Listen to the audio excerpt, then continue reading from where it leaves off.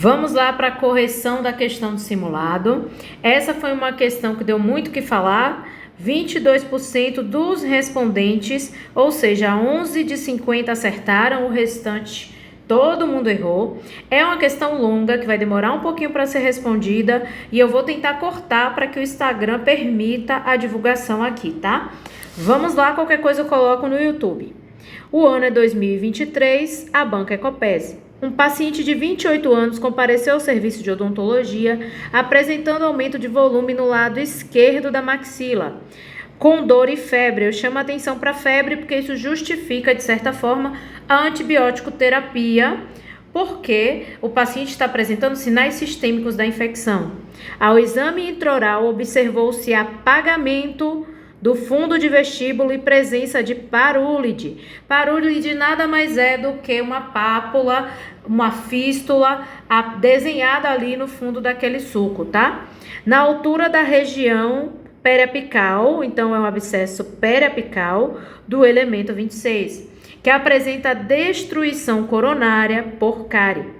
Feito o diagnóstico de abscesso, a drenagem é proposta precedida de antibiótico terapia de ataque. O que é antibiótico terapia de ataque? Antibiótico terapia de ataque é fazer uma dose maior que a usual a fim de realizar uma profilaxia. A ideia é que quando eu manipule esses tecidos eu não cause bacteremia, que é a entrada de bactérias no sangue, e se isso acontecer, eu tenho uma dose alta de antibiótico para evitar que essas bactérias ganhem corrente sanguínea.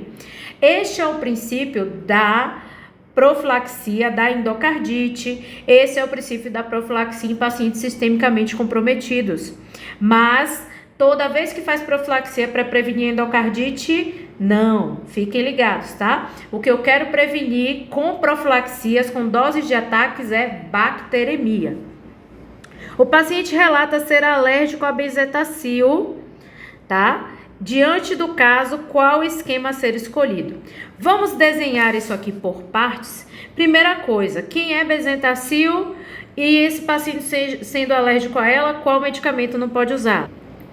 Vou abrir aqui o caderno de farmacologia e aqui no primeiro mapa de penicilinas nós temos quem são as penicilinas.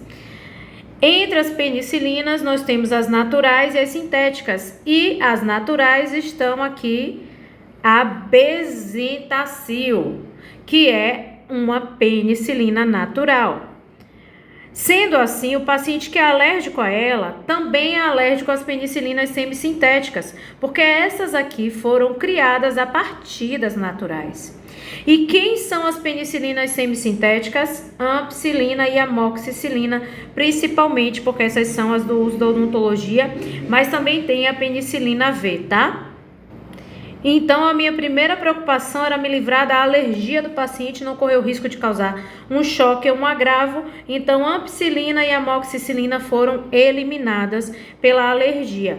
Mas também tem uma coisa que eu tenho que chamar a atenção aqui, que essa dose não é de ataque, porque aqui disse que ia fazer dose de ataque. Então, quem sobra para mim como opção? Claritromicina, clindamicina e doxiciclina. Qualquer uma dessas poderia ser administrada no paciente que é alérgico a benzetacil, que é alérgico às penicilinas? Sim.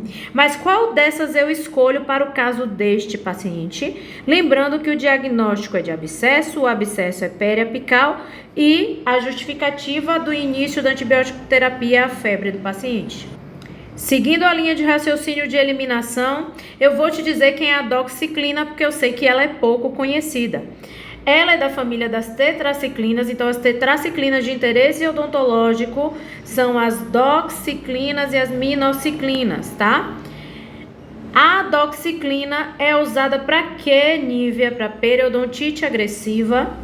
A dose é 100 mg, uma dose única diária, por 14 a 21 dias, porque ela tem uma especificidade de alcançar o suco gengival. Então, essa aqui é a doxiciclina, na dose usual, para tratamento de periodontite, que é a maior indicação dela. E a doxiciclina tem aparecido também muito em provas como indicação para casos de avulsão e traumatismo, mas isso é conversa para outro dia, tá?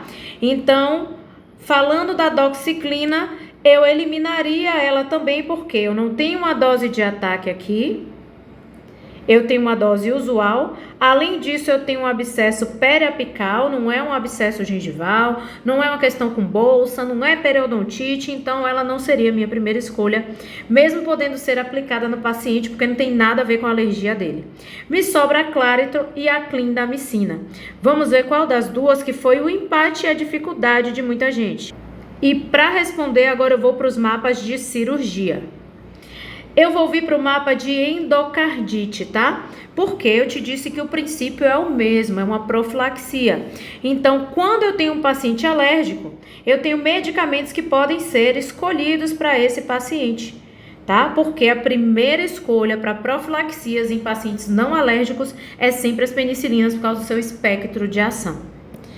Então, eu vou para profilaxia de alérgicos. Como é que eu faço? Clindamicina durante muito tempo foi a primeira escolha. Em muitas provas ainda vai ser a resposta. Ela vem caindo em desuso de 2021, 2022 para cá por causa do risco da colite pseudomembranosa. Já que a dose é um pouco alta, estimula mais esse efeito colateral, que é difícil de tratar e pode levar sim o paciente a óbito. Então, o que tem se feito? Diminuído o uso da clindamicina. Ela tem deixado de ser primeira escolha, mas ainda não deixou. Mas o que fez a questão estar errada não foi o fato da clindamicina estar começando a cair em desuso, foi a dose, que a dose de ataque é 600 miligramas.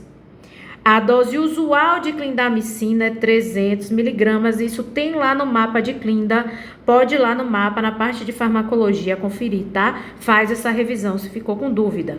Mas a dose de ataque ou uma dose de profilaxia vai ser 600 miligramas, 1 hora antes do procedimento, se for via oral, 30 minutos, se for via intramuscular. Então, nível, se a clindamicina estava errada, sobra quem? A claritromicina, que é da família dos macrolídeos. E a claritromicina, sua dose de ataque é 500 miligramas, 1 hora antes do procedimento via oral. Poderia ser a azitromicina também? Poderia, mas não estava lá na opção, porque também me veio essa pergunta, tá? Mas a primeira escolha durante muito tempo foi os macrolídeos. Aí a clindamicina passou a ser primeira escolha e voltou a cair em desuso, ainda não é completo, e os macrolídeos, como a claritromicina, estão no topo agora do uso para pacientes alérgicos. Sendo assim, o gabarito é claritromicina 500 miligramas, tá corretinho, a banca não errou, foi uma questão inteligente e uma questão que precisava de conhecimentos além da prescrição usual, além do simples entendimento, porque assim, você tinha que entender qual era a situação, qual a indicação do antibiótico, como escolher e por que fazer. Então, é uma questão que realmente diferencia de quem está brincando e quem veio para jogar de verdade.